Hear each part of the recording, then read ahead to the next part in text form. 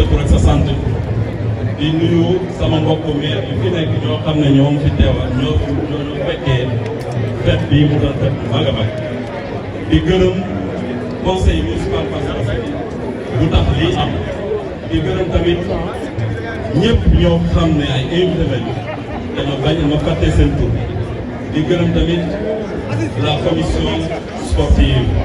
moo xam ne du début à la fin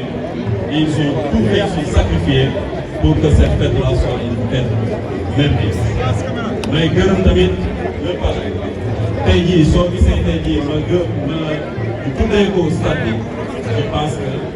du man sama mérite mais conseil municipal bi moo décidé ni tur bi moom moo ko yelloo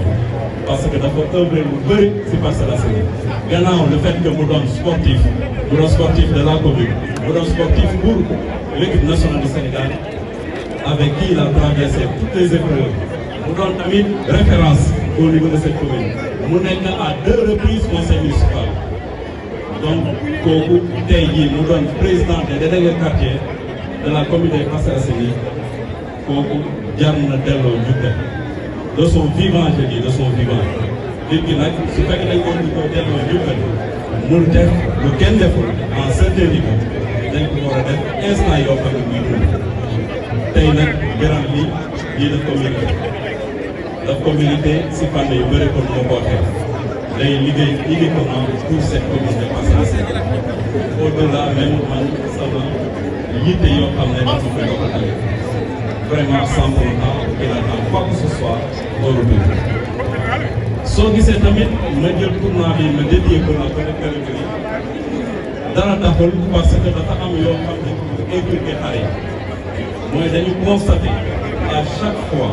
qu'il y ait un tournoi ou bien quoi que ce soit loo xam ne mag yi lañ ko jox lu ñuy faral di gis ay violence kese ma xalaat ni am na loo xam ne war nañ ko jàngal xale yi mooy xam ne sport jàmm rek xamante moo ci war nekk xool la reeta lu ci des yëpp dafa am jubluwaay lii nag sport bu ñu dënk xale yi tey jii mooy effectivement xale yoo xam ne dañ bëgg a boole sport ak éducation ak jàng tournoi bi xale yi ko bokk yu ci bokk yëpp dafa nekk xale yoo xam ne ñu ngi école dañuy participer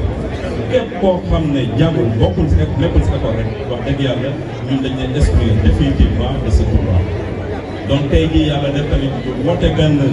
académie au niveau du conseil municipal des Parcelles Assainies mu doon académie boo xam ne parcelle moo ko moom c'est pas uniquement le football mais discipline yi yëpp la employé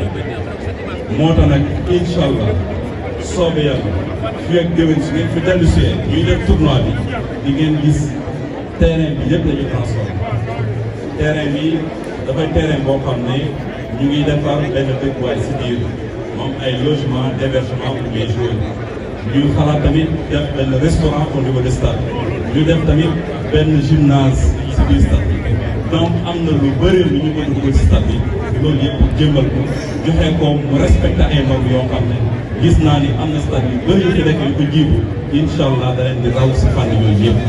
lii nag liggéey conseil municipal bu Parcelles Assainies la